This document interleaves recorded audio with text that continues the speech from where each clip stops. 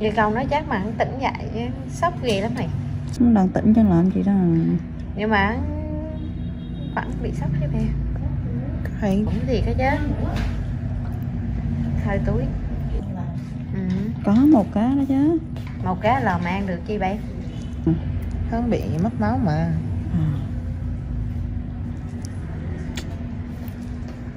Sang câu miếng dĩ đi. Chồng tội cho mấy đứa nhỏ.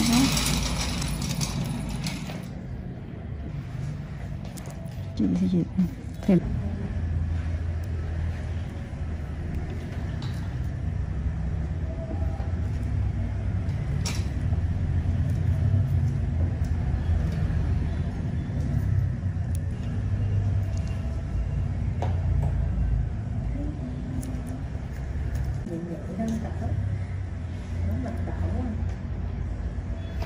Thương các người viền không vậy? Thương lòng của ông Bi bị sốc các người viền. Lòng hết chứ. Nhìn ông Bi cho thái kìa.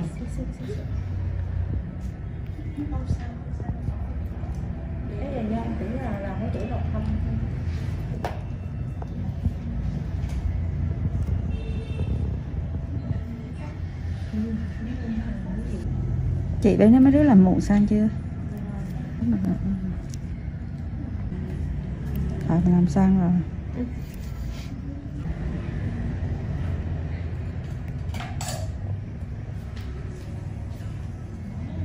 Làm đâu quét mà đang khách là cái làm không kỹ ta.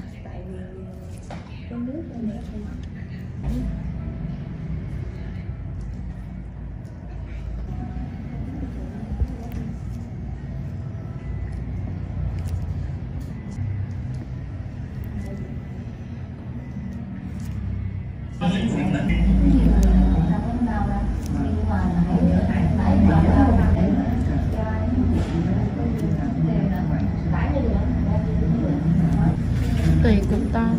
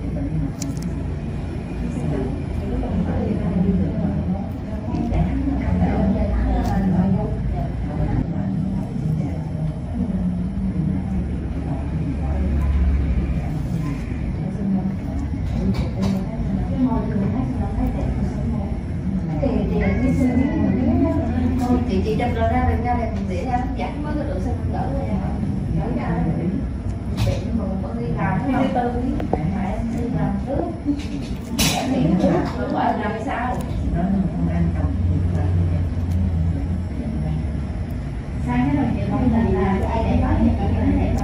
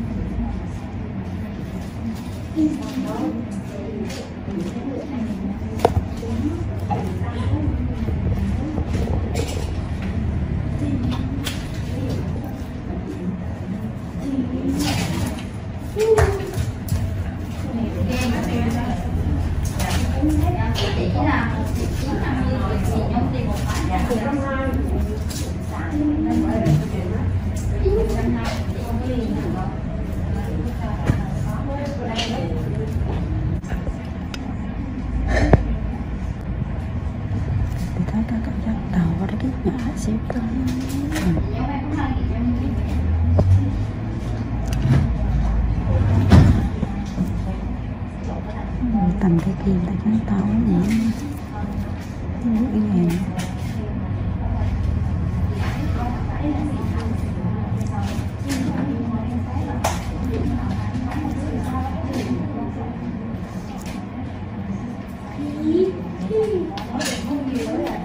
đầu chỉ thở cái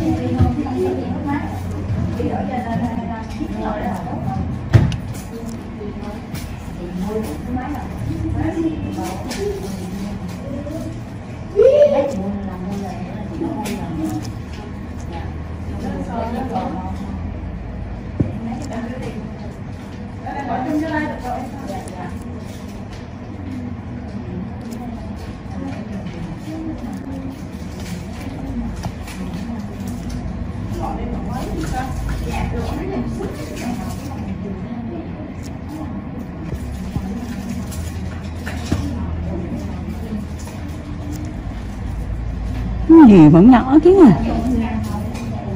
Cái thịt nó Ừ. Chấm lục nhỏ.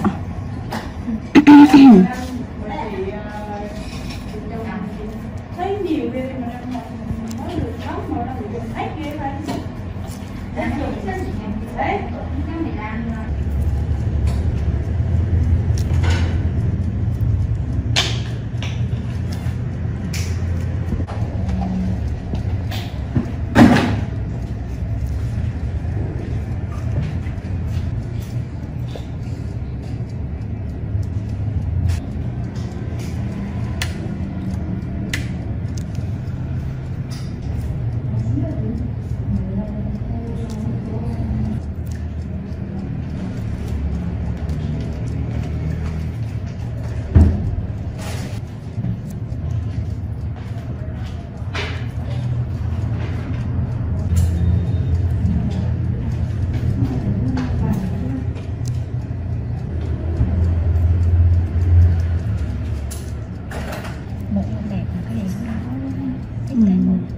Mụn đáng cá màu của nhà là mụn nó làm đẹp.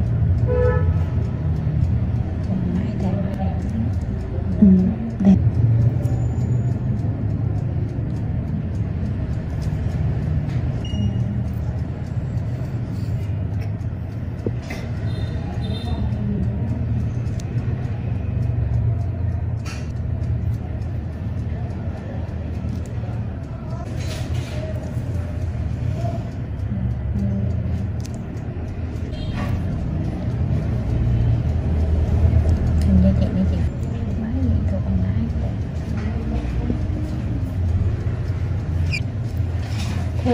Thương ai? Nó này.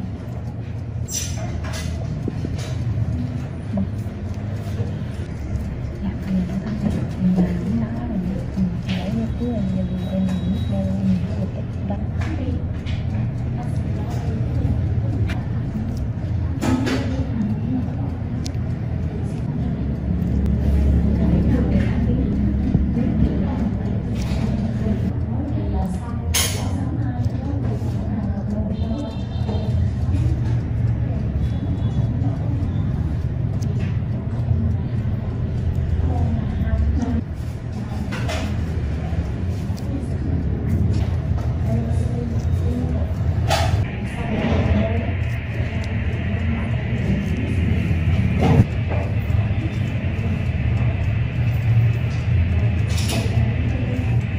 Thảo có điện thoại đó là phải mua cái đó.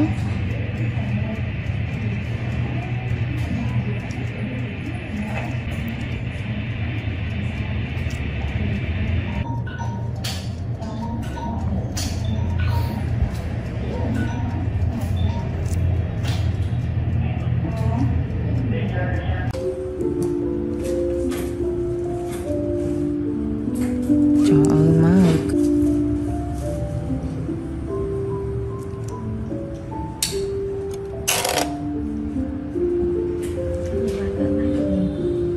Ha. Được không?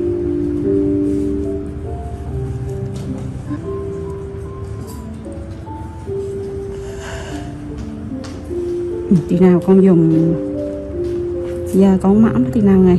Cái này đãi muộn này mà. Đang đãi muộn đây hả? Ừ. Đang dùng cái gì đó? Cái Cái mở bộ vậu ra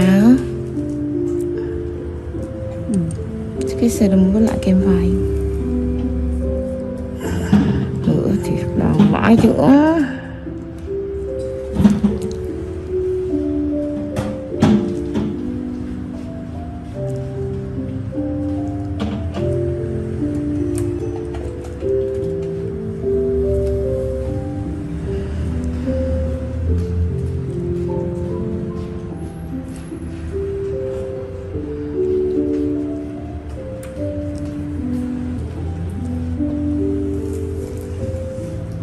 Hello, welcome to BKM Car Reviews channel. 2023 Maserati Levant Review. When we think of Maserati, we conjure up images of powerful engines and loads of personality. The 2023 Maserati Levant lays claim to both. With Ferrari-sourced turbo engines and classic Italian design touches inside and out, the Levant is both exotic and rare. Pricing starts at $90,700. What's not to like about an SUV that oozes tradition and sources thrust from a choice of two twin-turbo engines? Horsepower ranges from a healthy 345 horsepower to a whopping 572 horsepower, depending on the Levant model. The offered leather or silk upholstery is interrupted with wood or carbon fiber accents. Also available are upscale luxury features like adjustable pedals, an Alcantara headliner, and a 17-speaker Bowers and Wilkins audio system that further enrich the experience. To feel good about the Levant, however, you must truly appreciate the traditional Italian experience it provides, because you will pay dearly for it. More expensive by thousands than the lion's share of its competitors, the Levant also struggles to retain its market value as the years pass. Does that make it a bad choice? Not if you want its exclusivity and performance. However, if it's value you seek, you may want to look elsewhere. 2023 Maserati Levant pricing. The 2023 Maserati Levant starts at $90,700. With more than 20 mid-size luxury rivals arrayed against it, the Levant is on the high end of the price spectrum. For example, the Land Rover Range Rover Sport, Mercedes-AMG GLE Coupe, and Porsche Cayenne Coupe are all thousands less. This may explain why the GT and Medina are the best-selling Levant models. Although the Maserati boosts the Medina's horsepower and beefs up its brakes, we would still stick with the GT and pocket 10 grand. Every Levant grade features the Q4 all-wheel drive, AWD system. You can save some serious cash and still stay with Maserati if you pick the smaller gray Kale. It starts at $63,500. Here's the Levant lineup. 2023 Maserati Levant GT, $90,700. 2023 Maserati Levant Medina, $101,400. 2023 Maserati Levant Medina S, $127,600. 2023 Maserati Levant Trofeo, $167,000. These are the manufacturer's suggested retail prices, MSRP, and don't include the $1,495 factory delivery fee. Before buying a 2023 Maserati Levant, check the Kelley Blue Book fair purchase price to know what you should really pay. The Levant's resale value brings up the rear of the segment pack, along with the BMW X5 and Audi Q7. What's new for 2023? Maserati put the Levant through a mid-cycle makeover in 2021.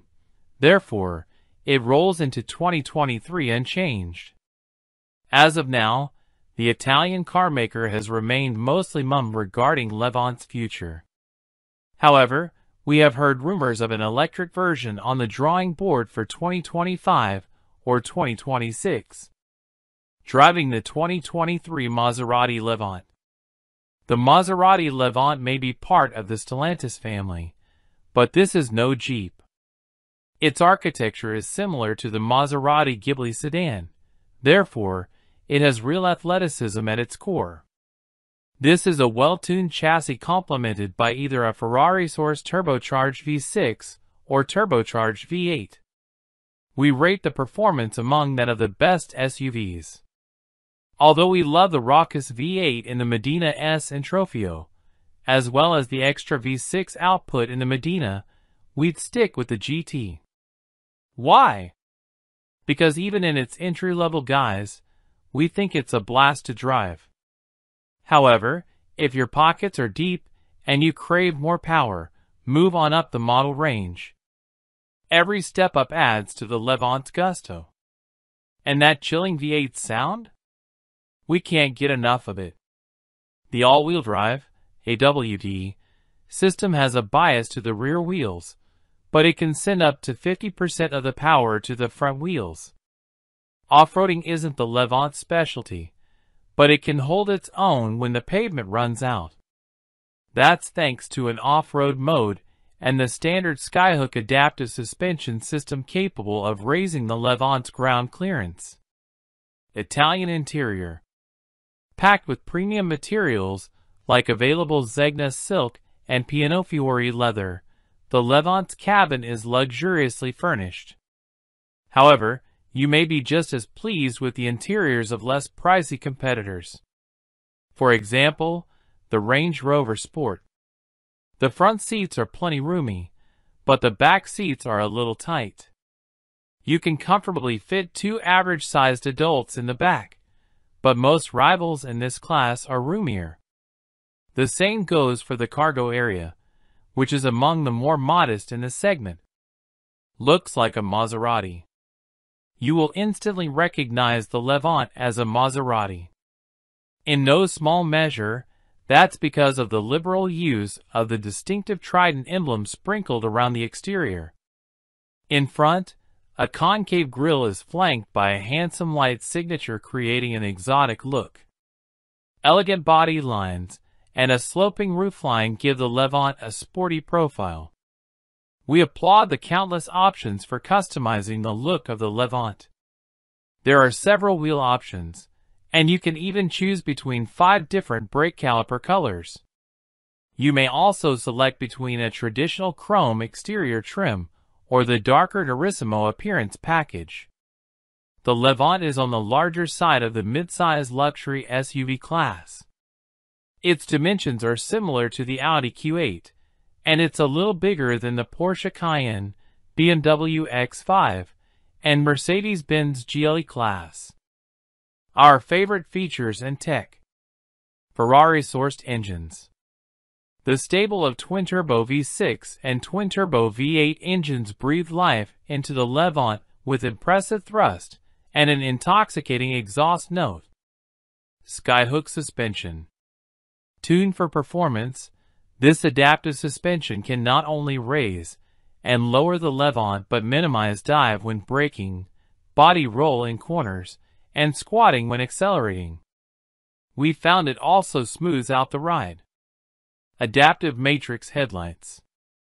Automatically adjusting to various conditions, like high-speed driving and rain, these LED headlights also include high beam assist. Panoramic sunroof. A 2-panel sunroof, it spans both rows of seats. Power adjustable pedals. We were able to find the most comfortable and effective driving position with these pedals that adjust, moving closer or farther away. Bowers and Wilkins audio system. Drawing on 1,280 watts, this 17-speaker system delivers you are in the room sound. Our only complaint, cranking it up drowns out the vibrant sound of the exhaust. Standard features. Maserati loads the base GT trim with lots of standard features. In addition to the twin-turbo V6 powering it and the Medina, it gets AWD. It also provides an active air suspension with 5 ride heights, including an easy entry mode, sport mode, and off-road mode. It's supported by the Skyhook Performance suspension. Also standard are a limited slip differential, a dual-pane sunroof, leather seats, heater, power-adjustable front seats, 20-inch alloy wheels, a heated steering wheel, and more. In our test driving, we really appreciated the Maserati Intelligent Assistant infotainment system. It features an 8.4-inch screen loaded with Android Auto, Apple CarPlay, and navigation. This is very similar to the Uconnect system found in other Stellantis vehicles, which we deem one of the best infotainment interfaces in the industry. Sadly, the Levant is stingy when it comes to standard safety and driver aid technology. Among today's wide variety of popular safety tech, Maserati only provides the Levant with front and rear park assist, blind spot monitoring, and rear cross-traffic alert.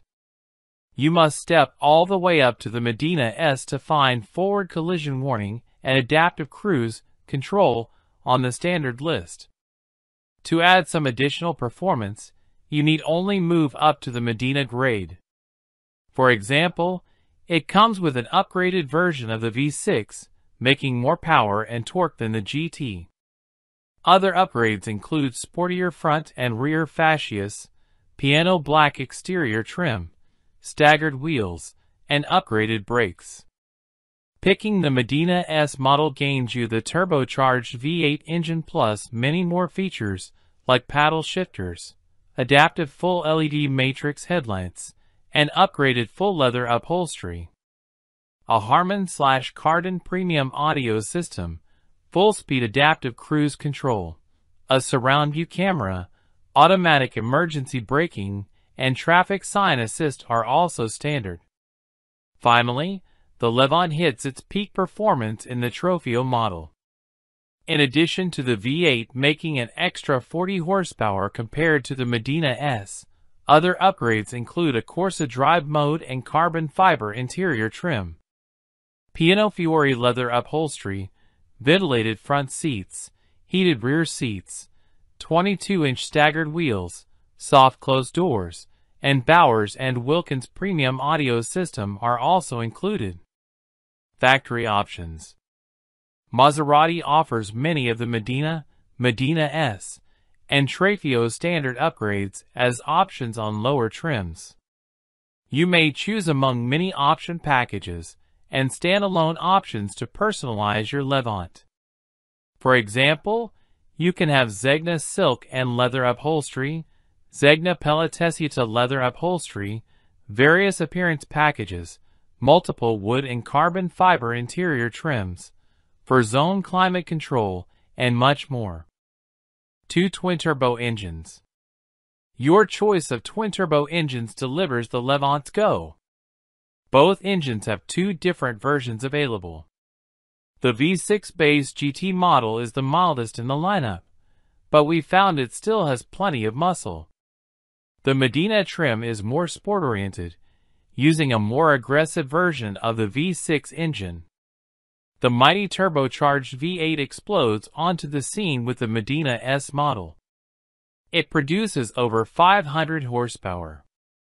If you're looking for peak performance in a Maserati SUV, you'll want the Trofeo model, which adds an extra 40 horsepower over the Medina S. Although performance is a major strength of the Levant, the trade-off is lackluster fuel economy, even from the base V6 model. Although the Levant's mileage doesn't dazzle, it's not far off the pace of its segment. Every Levant uses an 8-speed automatic transmission and the Q4 all-wheel drive system with active torque control.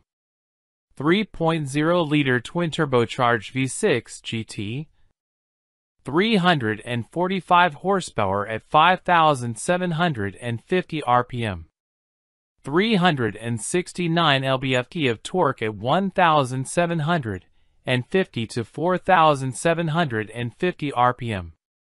Fuel economy, 18 miles per gallon, 16 city, 22 highway. 3.0-liter twin-turbocharged V6, Medina, 424 horsepower at 5,750 RPM. 428 lb-ft of torque at 2,000 to 4,750 RPM. Fuel economy, 18 miles per gallon, 16 city, 22 highway.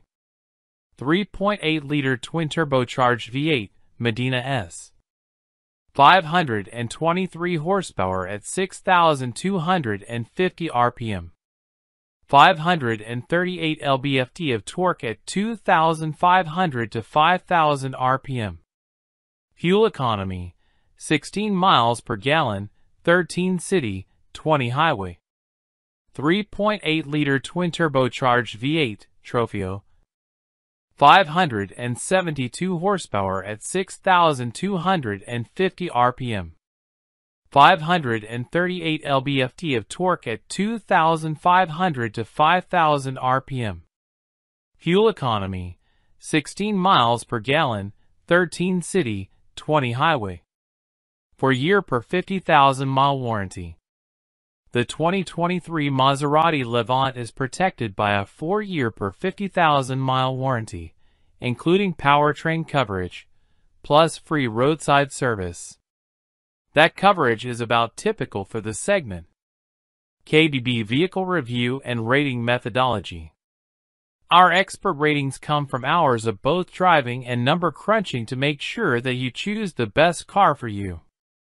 We comprehensively experience and analyze every new SUV, car, truck, or minivan for sale in the U.S. and compare it to its competitors. When all that dust settles, we have our ratings. We require new ratings every time an all-new vehicle or a new generation of an existing vehicle comes out. Additionally, we reassess those ratings when a new generation vehicle receives a mid-cycle refresh.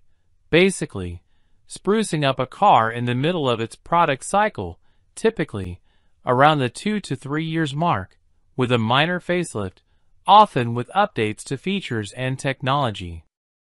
Rather than pulling random numbers out of the air or off some meaningless checklist, KBB's editors rank a vehicle to where it belongs in its class. Before any car earns its KBB rating, it must prove itself to be better, or worse, than the other cars it's competing against as it tries to get you to spend your money buying or leasing. Our editors drive and live with a given vehicle. We ask all the right questions about the interior, the exterior, the engine and powertrain, the ride and handling, the features, the comfort, and of course, about the price. Does it serve the purpose for which it was built?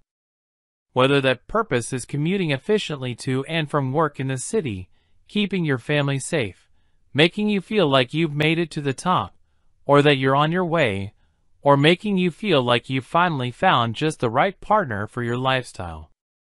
We take each vehicle we test through the mundane, parking, lane changing, backing up, cargo space and loading, as well as the essential, acceleration, braking, handling, interior quiet and comfort, build quality, materials quality, reliability. Hello, welcome to BKM Car Reviews channel. 2022 Lexus LS Overview. As the flagship of the Lexus lineup, the 2022 LS sedan sets the standard of luxury and refinement for the brand, but it disappoints in a couple of important areas. The entry-level powertrain is a smooth-running twin-turbo V6, but it lacks the punchiness of a V8. The upgrade powertrain is a hybrid setup, which is insufficiently refined for a car in this lofty category. Cabin trimmings are first class, though, and the LS offers both comfort and polish for passengers.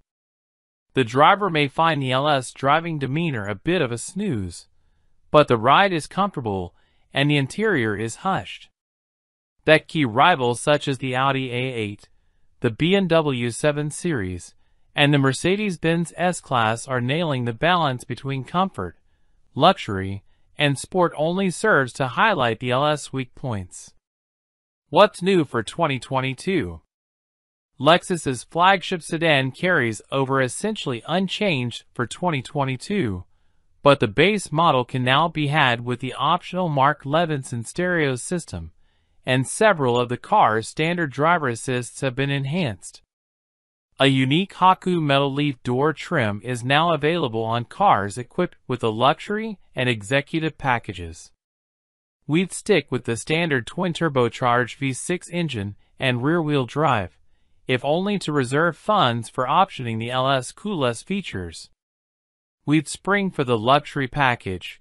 It's expensive but worth it, as it adds heated and cooled front and rear seats with semi-aniline leather upholstery, 28-way power-adjustable front seats with massage, rear buckets, a rear center console with touch-screen controls for climate, audio, and seat functions, 4-zone automatic climate control, and power sunshades in the back.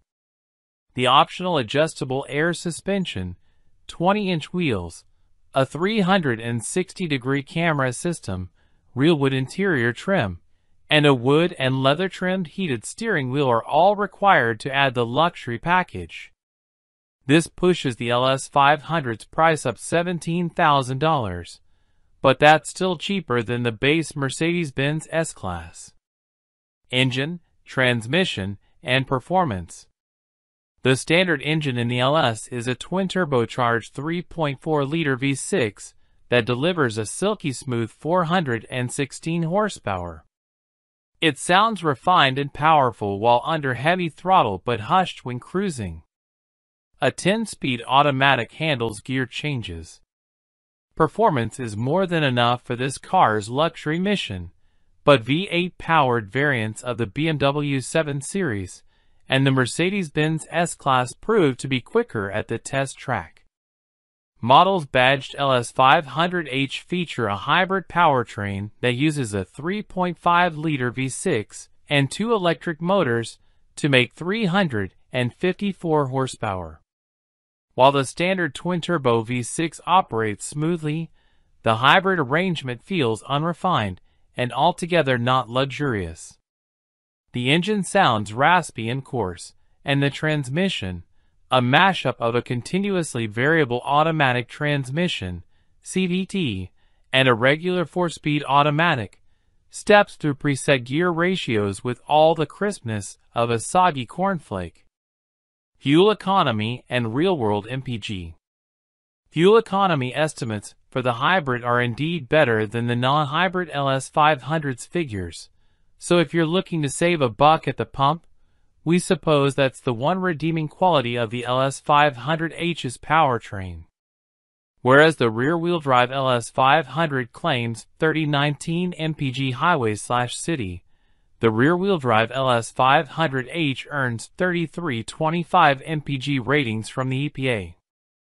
In our real-world testing, an all-wheel drive LS500H managed a 30 miles per gallon result on our 200-mile highway fuel economy test. An all-wheel drive non-hybrid model managed 29 miles per gallon. For more information about the LS fuel economy, visit the EPA's website. Interior, comfort, and cargo. Flowing lines, intricately patterned fabrics, and rich leather upholstery fills the cabin of the LS. If you really want to go all out, spec the real wood trim, artful glass inserts, and cleverly pleated door panel fabric. Passenger space is generous for 4 adults. Adding a 5th person in the standard 3-across rear bench would deny passengers a true luxury experience, so we recommend selecting the optional bucket seats. The rear seat backs are fixed, so bulky cargo items may not easily fit in the LS. The trunk, however, for the LS500 and hybrid model is generously sized, each holding 6 carry-on suitcases. Both the Audi A8 and the Genesis G90 accommodated the same amount of luggage. Infotainment and connectivity. All LS models come with Amazon Alexa, Apple CarPlay capability, navigation, and a 4G LTE Wi-Fi hotspot, all controlled through a new 12.3-inch touch screen. That means the fussy touchpad on the center console is no longer the only way to adjust vehicle settings, switch audio sources, or set a destination in the navigation menu. The system also recognizes some voice commands. That said, is it too much to ask for physical buttons for things like seat heating? Lexus apparently thinks so. In order to activate this feature, users must turn to the screen. Safety and driver assistance features. As with most other Lexus models, the LS comes standard with the Lexus Safety System Plus 2.5 suite of driver assistance features. A more advanced semi-autonomous driving mode feature is an option. For more information about the LS crash test results, visit the National Highway Traffic Safety Administration, NHTSA, and Insurance Institute for Highway Safety, IHS, websites. Key safety features include standard automated emergency braking with pedestrian detection, standard lane departure warning with lane keeping assist, standard adaptive cruise control with lane centering assist, warranty and maintenance coverage. Lexus offers longer powertrain coverage than BMW or Mercedes, but doesn't match up to Genesis's plan of 100,000-mile coverage. At least the first maintenance visit is provided free of charge. Limited warranty covers 4 years or 50,000 miles. Powertrain warranty covers 6 years or 70,000 miles. Complimentary maintenance is covered for 1 year or 10,000 miles. Hello, welcome to BKM Car Reviews channel.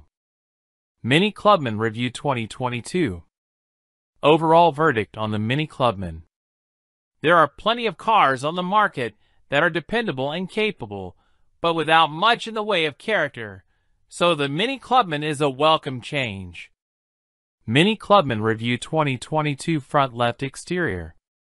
The Mini Clubman might not be to all tastes. The retro styling is potentially polarizing, but it's definitely distinctive. It's good to drive, but also practical and efficient. We'll explain all in our Mini Clubman review. The Mini Clubman is still quite clearly a Mini.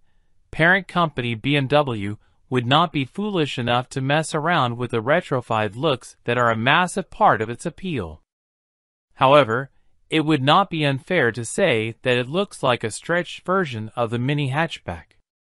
It can't match the visual charm of the regular Mini then, but it's still an interesting looking thing. Whether they are practical or not is another matter, but the vertical opening rear doors that hinge from the sides of the car are eye-catching touch and a nod to the original Mini Clubman of the 1960s. Inside, the Mini Clubman has plenty of familiar touches too, such as the circular speedometer and infotainment display, toggle switches, and chunky detailing. It's also built to a high standard in here, as you'd hope, given the premium price, but there is a feel-good factor that comes from the mix of interesting design and quality feel. In terms of physical space, the Mini Clubman's interior is quite impressive. There's enough room for adults in both rows, while the boot is competitive with other family cars, if not other estates. The driving experience is very much in keeping with the Mini brand. The Mini Clubman is a pleasurable car to drive. It has comfortable suspension, as long as you stick to sensible wheel options, and is fun through the corners too. Refinement is also impressive, and the Mini Clubman can cruise as comfortably as it can scoot along a country road. There's a broad engine range too, up to and including the very powerful JZW Performance model, but the more sensible options offer a good mix of refinement, performance, and economy. If you like the way Minis look, then the Clubman could be the perfect solution to your need for more space. It's a nice car to drive and to live with, and although it is ultimately not quite as practical as the best cars in the class, it also offers something many of them don't, namely a strong style statement and a big personality. There's no need for the flying wing badge inside the Mini. Sit in the driver's seat, and you will instantly know where you are. It's one of the most stylized interiors in the market. Whether it's stylish or not is a matter of personal opinion, and makes a pleasant change from the fine but dull cabins you tend to find in Mini rivals. Mini Clubman Review 2022 Front Interior. It's not all style over substance either, as the Mini Clubman's dashboard is quite sensibly laid out. The big central speedometer is mirrored in the circular central infotainment screen, and the rotary controller down low by the gear lever is easy to use, with a backup of steering wheel controls and voice control for many functions. The toggle switches are an attractive design feature too, although they are placed quite low down on the dashboard, which can make them hard to find when on the move. All occupants should find it easy to get comfortable. The driver's seat has height adjustment as standard, and a handy feature is that the instrument display moves in tandem with the steering column, so you'll have a clear view regardless of your driving position. The seats themselves are comfortable, although many persist in using a lever to adjust the seat back rather than a rotary knob which allows finer adjustment. One slightly negative aspect of the Mini Clubman's bold design is that the windows are relatively narrow, so visibility is not as good as you might expect from a car of this size, and the rear doors leave a pillar in the center of field of view. Handling and ride quality. What is the Mini Clubman like to drive? From the very beginning of the reborn version, the Mini has had a reputation for being good to drive, and although the Clubman doesn't quite match up to the go-kart with stripes ideal, it's still one of the better cars to drive in the class. Mini Clubman Review 2022 Front Left Exterior. Perhaps more importantly, the Mini Clubman offers a good level of ride quality, as long as you choose the right specification. On the standard wheels and suspension, it deals well with road imperfections most of the time. Only sharper imperfections make their presence felt. If you choose the sport trim with the Mini Clubman, you get stiffer suspension, but can be deselect, and larger wheels which trade comfort for sharper handling, more grip in corners, and sportier looks. There is also the option of 700 pounds adaptive suspension, which let you choose between a comfy ride or neater handling. Unlike a lot of modern cars, the Mini Clubman steering is quite weighty. It gives the driver confidence, and the fact that it is not over-assisted helps you judge how much grip the car has in bends. Even the basic classic model with the smallest wheels is happy to scoot around country roads at speed. MPG and fuel costs. What does a Mini Clubman cost to run? The Mini Clubman benefits from a range of modern and efficient engines, so it can be quite economical despite its sporty looks. The 1.5-liter 3-cylinder petrol is the best of the bunch, with a claimed maximum combined fuel consumption figure of 44.1 miles per gallon. Under the tougher WLTP rules, you should get close to 40 miles per gallon. Mini Clubman Review 2022 Left Exterior. The more powerful 2.0-liter turbocharged unit isn't far behind with a claimed figure of 42.2 miles per gallon, but you can expect that to drop below 40 miles per gallon in regular use. The Cooper D model offers a claimed 65.7 miles per gallon under the older NDC rules, but you should still see 50 miles per gallon and more without too much effort. How much should you be paying for a used Mini Clubman? Although it has only been on sale for a few years, Minis of all varieties are popular cars, and as it is still on sale, you should find a good choice of new, pre-registered and used examples. Mini Clubman Review 2022 Boot Space. A quick search of the Heycar classifieds brought up plenty of very new examples with low mileages. We found a 2020 Cooper 1.5 with a NAV Plus pack and delivery mileage for 20,945 pounds. As for older examples, The earliest 2016 models are now approaching the 10,000 pound mark if you look hard enough.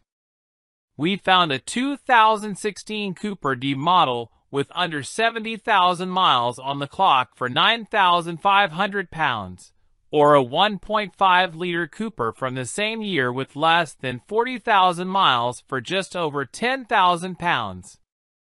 Hello, welcome to BKM Car Reviews channel. Chevrolet Silverado 1500. 2022 Chevrolet Silverado review. Far more competitive than before. The Chevrolet Silverado was fine until it wasn't.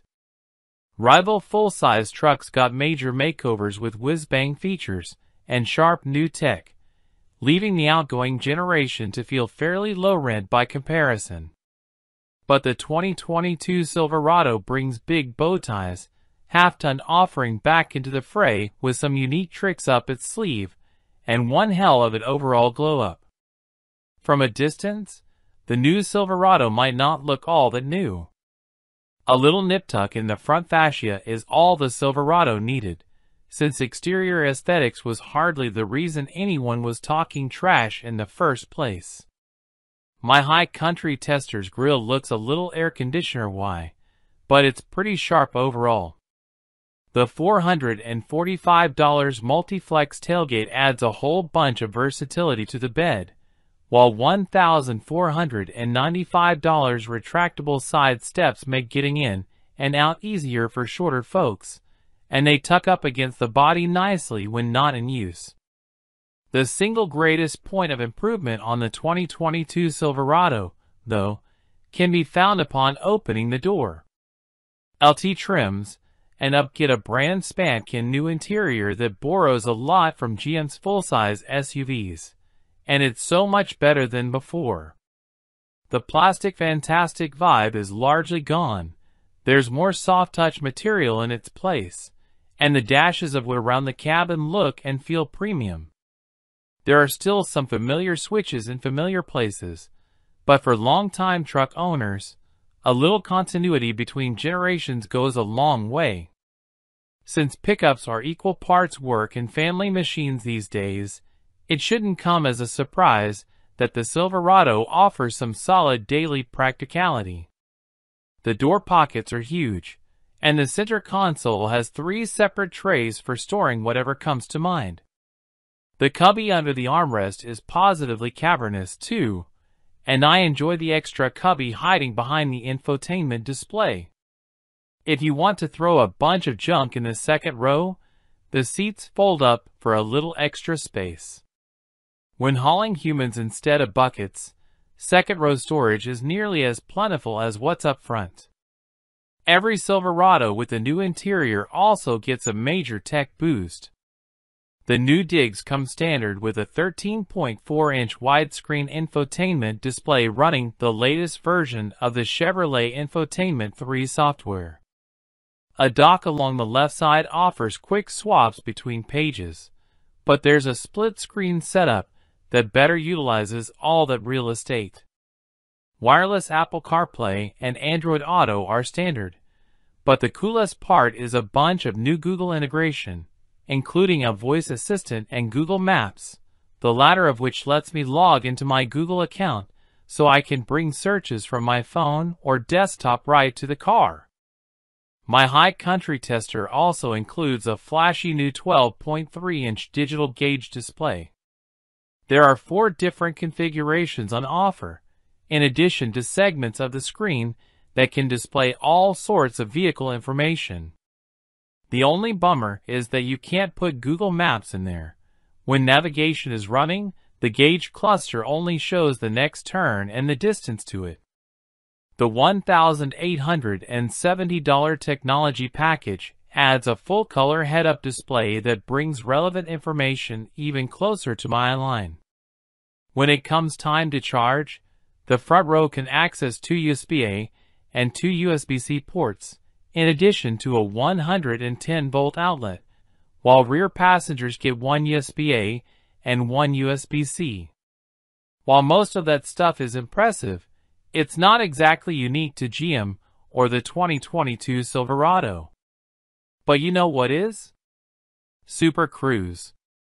And while you have to shell out $60,000 or more to access it on the high country model, in addition to paying $2,200 for the system itself, it's worth it. It's cool and composed in a way that Ford's Blue Cruise or Tesla's Autopilot is not, and it's damn easy to figure out what the system is trying to convey, thanks to very obvious icons in the HUD and gauge cluster, in addition to that slick LED array in the steering wheel.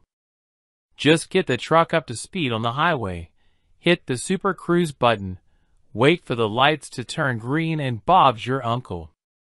When Super Cruise is active, just keep your eyes on the road and the Silverado will handle the rest. The latest iteration of this software does a great job holding this large mass of metal in the center of its lane. Its newest parlor trick is automatic lane changes, which can be started manually by tapping the turn signal stalk, but Super Cruise is also capable of determining when to change lanes on its own. The movements are generally quick and drama-free.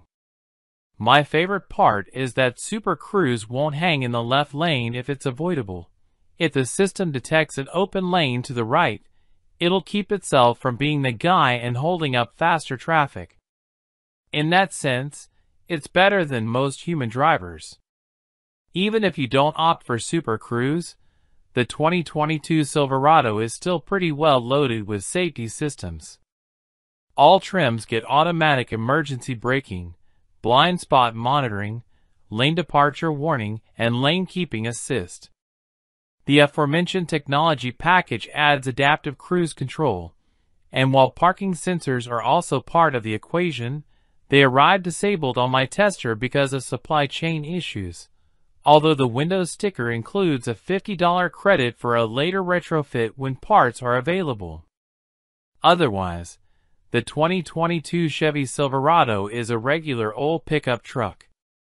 Buyers can opt for a diesel inline-6, a turbocharged inline-4, or two different V8s, and my tester comes toting the top-tier 6.2-liter V8, which makes a sufficiently potent 420 horsepower and 460 pound-feet of torque.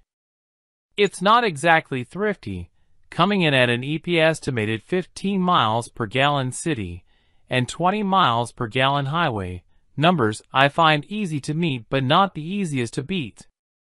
Nevertheless, all that permits a max tow rating of 13,300 pounds, ahead of the Ram 1500 but just below the Ford F-150. The 10-speed automatic transmission is a smooth shifter up and down, but overeager low-speed throttle sensitivity makes smooth starts more difficult than I'd like. The Silverado's ride quality is predictably truckish, shuffling around like a big bowl of Jell-O on curvy forest backroads. My tester's $900 adaptive suspension does a good job eating up most road inconsistencies, leading to a ride that's generally chill, even with an unladen bed. There's a sport mode baked into the Silverado, but I have no idea why anyone would activate it. It just makes everything feel jumpy. The 2022 Chevy Silverado is not a cheap proposition. Regular cab models start at $36,395, but that limits you to the work truck trim that lacks the new interior.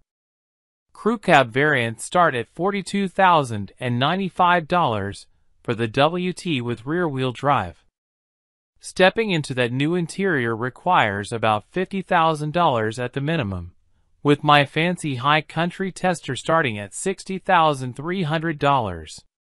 My tester's options list includes $2,495 for the 6.2-liter V8, $2,425 for a moonroof and fancier wheels, and all the upgrades I mentioned earlier. All in, the Windows sticker rises to a staggering $72,870. There's also the matter of electrification.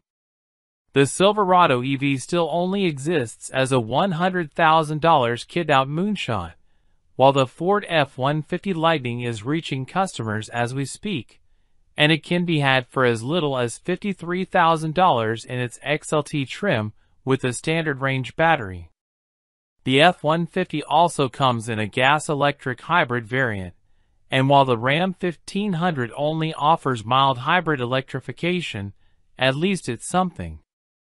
But if you're not quite ready to bring batteries into the equation, the 2022 Chevy Silverado is quite the compelling package, with the right amount of killer tech and an interior that's so much better than anything that came before. Hello, welcome to BKM Car Reviews channel. 2022 Volkswagen Atlas. The 2022 Volkswagen Atlas is a mid-size three-row crossover SUV and is the largest model currently available in VW's lineup. The Tennessee-built Atlas offers plenty of space, a nice balance of ride comfort and road feel, and easy-to-use tech features. Volkswagen has updated the Atlas a handful of times since its debut in 2018 with revised styling, additional features, and new tech. For 2022, the Atlas drops its base trim level, as well as adding more standard features to the remaining trims. The three-row midsize SUV class is crowded and competitive. Some of Edmund's favorites include the Kia Telluride, Hyundai Palisade, Honda Pilot, and Mazda CX-5. You could also look at the stylish Atlas Cross Sport if you like the Atlas, but don't need the third row. But overall, there's a lot here to like. Check out our test team's expert rating to learn more about the Atlas hits and misses. What's it like to live with? Our test team evaluated a Volkswagen Atlas over the course of a year and more than 20,000 miles. You can read about everything they liked and didn't like in Edmund's VW Atlas long-term road test review. Note that while we tested a 2018 model, the 2022 Atlas is of the same generation, and most of our observations still apply. How does the Atlas drive? Neither Atlas engine is all that great. The optional V6 engine delivers decent acceleration off the line, but runs out of oomph when the Atlas is merging at speed, even with an empty cabin. Our V6-equipped Atlas test vehicle needed 8.5 seconds to cover 0 to 60 miles per hour, which is slower than many rival three-row SUVs. We also tested the base four-cylinder. Surprisingly, that Atlas was quicker, with 0 to 60 miles per hour coming up in 8.1 seconds. Otherwise, the Atlas is pleasant to wheel around considering its size. It's composed and stable when going around turns, and the smooth brakes and transmission shifting make this an easy SUV to drive every day. Comfort. 8.0/10. How comfortable is the Atlas? The Atlas front seats lack some adjustability, and the bottom cushions feel a little flat and long, which might be uncomfortable for short drivers. Both back rows recline, and the second row slides and has a slightly firmer middle seat. The Atlas has a settled ride quality. The suspension absorbs most bumps and road undulations without getting overly floaty. There's some road noise, and the large mirrors generate noticeable wind noise at highway speeds, but it's nothing the audio system can't conceal. The Atlas climate system is strong and has plenty of heating and cooling capacity. How's the interior?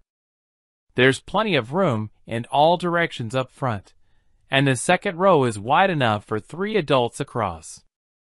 Also, the third row fits adults 6 feet or shorter, with surprisingly little effect on comfort.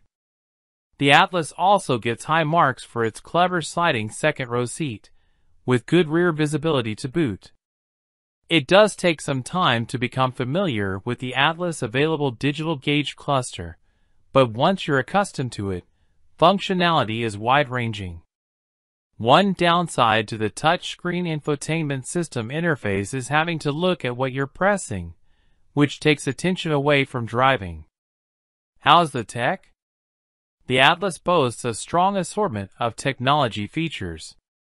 The infotainment system includes Apple CarPlay and Android Auto smartphone capability. The base stereo has pretty good quality, and the optional 12-speaker system on top models boasts impressive sound quality.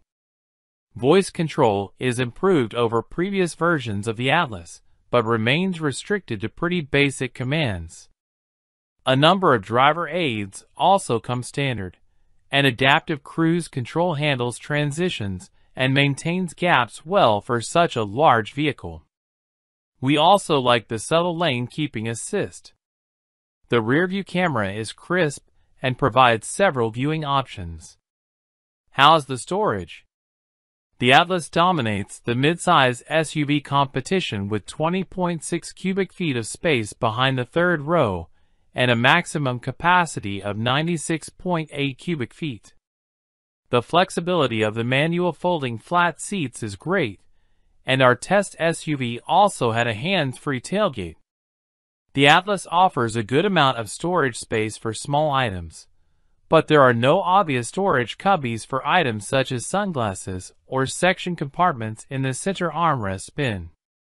The second row packs plenty of space, and there shouldn't be any issues fitting a rear-facing car seat there. The second row is also designed to tilt and slide with a seat installed. How's the fuel economy?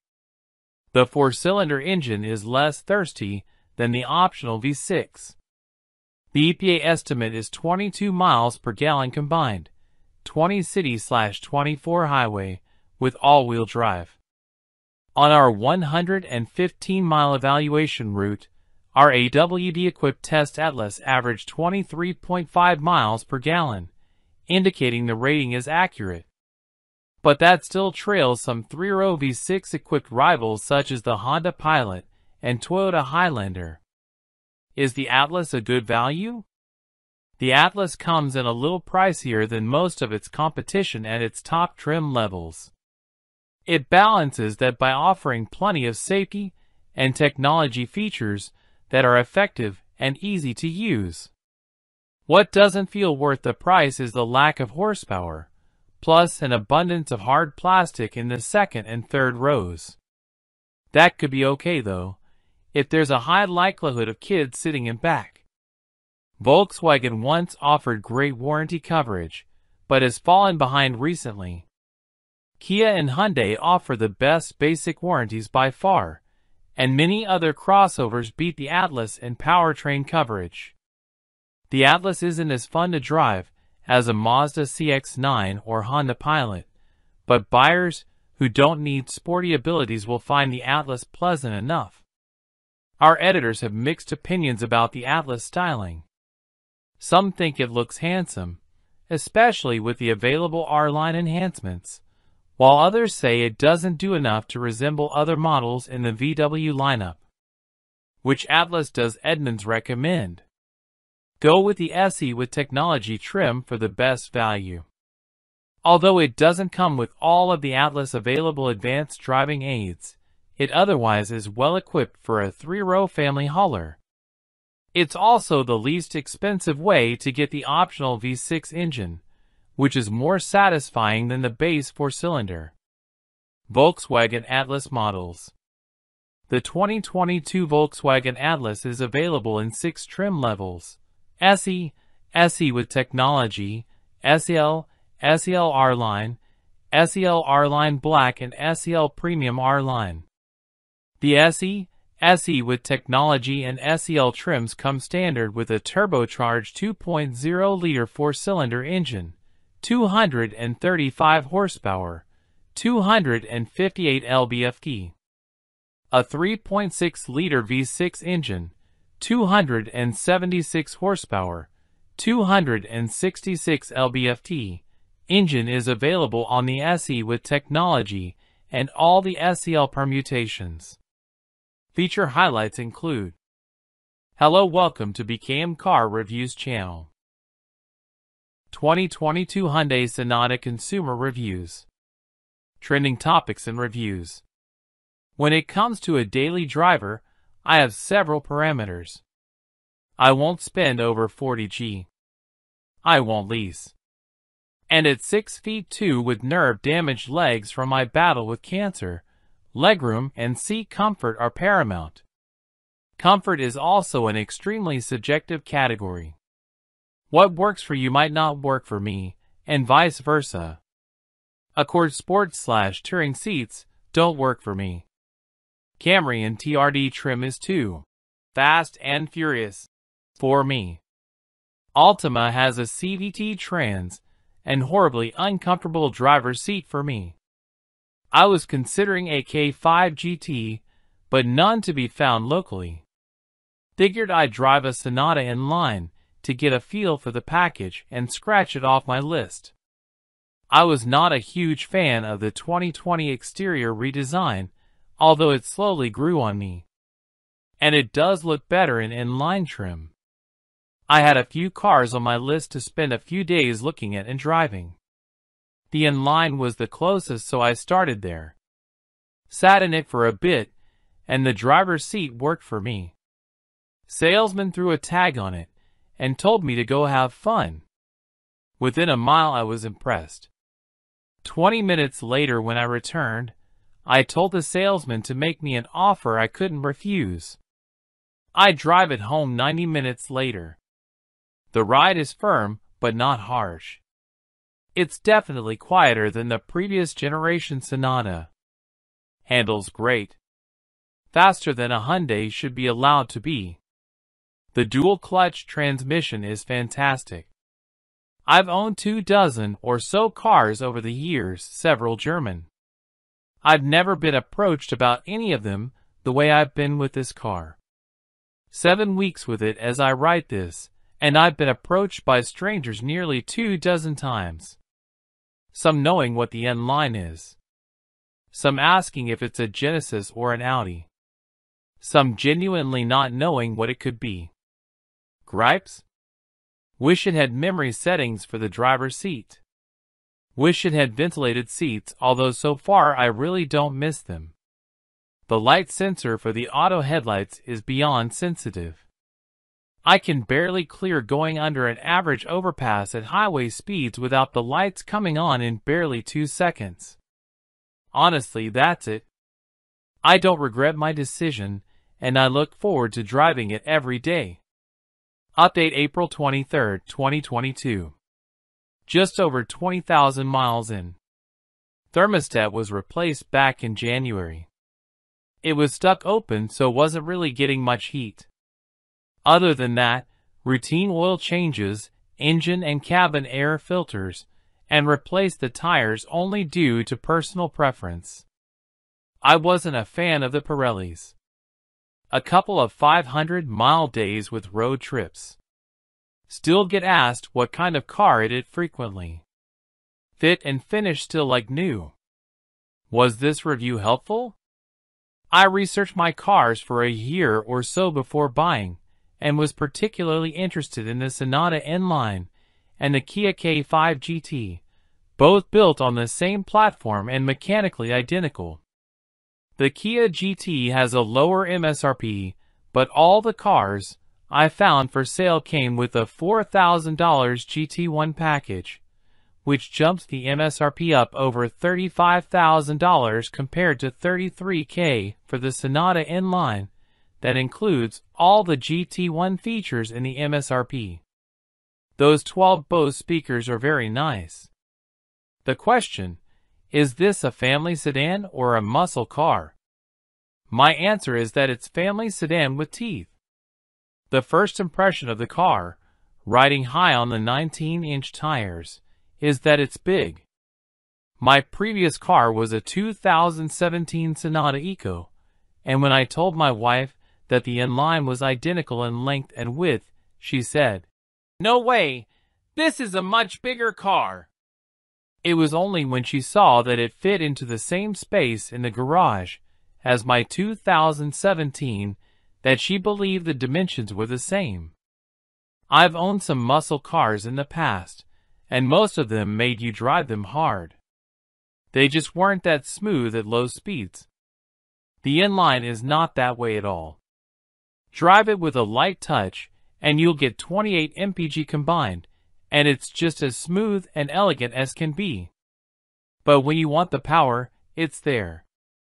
This car won't ever be described as tossable, but you can take it into a curve fast, and it will hold the line. I frankly don't plan to try to beat others off the line all that often, as the car burns rubber easily, and I plan to hold onto those expensive 19-inchers for a while. But the temptation can be hard to resist. Yesterday, a guy with a tricked-out Mercedes came up beside me at a light and started gunning his engine. I didn't bother switching to sport mode and started off the line lightly to avoid burning rubber. He got out a little ahead, but I blew him away easily. Get the end line up to 1650 RPM gently, and then step on it, and it will fly.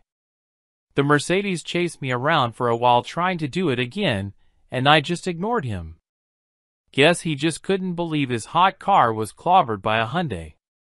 But where the inline is particularly impressive is in mid-range acceleration. It goes from 60 to 100 so quickly, quietly, and smoothly that you almost don't believe it's that fast. I really like the sleeper aspect of the car. I like to use the power just occasionally, like when you're cruising down an on-ramp to the interstate with a nice fat space waiting for you, and some jerk decides to speed up and cut you off. Or when someone is doing 55 in the fast lane in a 70 miles per hour zone and you need to go around. Or just pulling out and passing on a one-lane highway. The inline gets the job done easily and smoothly. Look at the cars with equivalent horsepower, DCT, brakes, suspension, safety features, and amenities, and you'll find most of them run $20 to $30,000 more. If you need baby butt leather and wood paneling, you'll have to buy the more expensive car. The inline, despite nice seats and red stitching, looks like a Hyundai inside. But the exterior is beautiful, and the features are awesome. It's the right car for someone like me who wants the power and comfort but doesn't believe in paying $20,000 for the hood ornament. Hello, welcome to TB Car Reviews channel. 2022 Hyundai Sonata Consumer Reviews. Trending topics and reviews. When it comes to a daily driver, I have several parameters. I won't spend over $40,000. I won't lease. And at 6'2" with nerve-damaged legs from my battle with cancer, legroom and seat comfort are paramount. Comfort is also an extremely subjective category. What works for you might not work for me, and vice versa. Accord Sport/Touring seats don't work for me. Camry and TRD trim is too fast and furious for me. Altima has a CVT Trans and horribly uncomfortable driver's seat for me.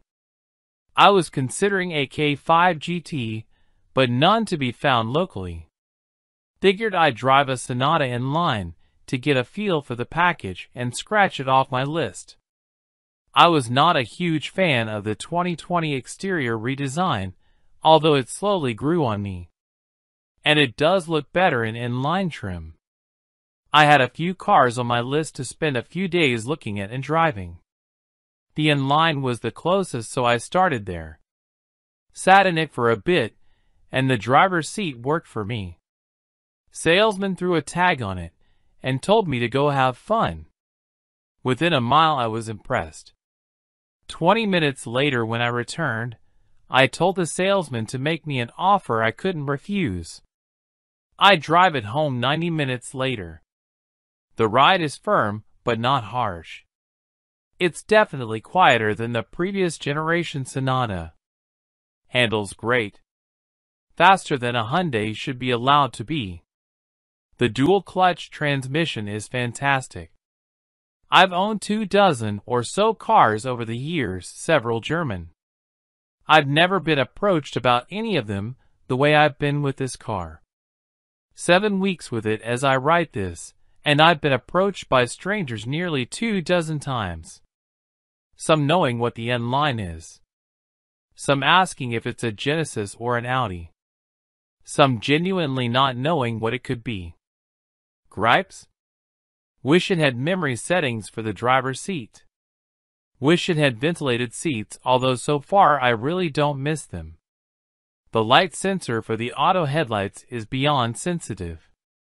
I can barely clear going under an average overpass at highway speeds without the lights coming on in barely 2 seconds. Honestly, that's it. I don't regret my decision, and I look forward to driving it every day. Update April 23, 2022. Just over 20,000 miles in. Thermostat was replaced back in January. It was stuck open, so wasn't really getting much heat. Other than that, routine oil changes, engine and cabin air filters, and replaced the tires only due to personal preference. I wasn't a fan of the Pirellis. A couple of 500-mile days with road trips. Still get asked what kind of car it is frequently. Fit and finish still like new. Was this review helpful? I researched my cars for a year or so before buying, and was particularly interested in the Sonata N-Line and the Kia K5 GT, both built on the same platform and mechanically identical. The Kia GT has a lower MSRP, but all the cars I found for sale came with a $4,000 GT1 package, which jumps the MSRP up over $35,000 compared to $33,000 for the Sonata N-Line that includes all the GT1 features in the MSRP. Those 12 Bose speakers are very nice. The question, is this a family sedan or a muscle car? My answer is that it's family sedan with teeth.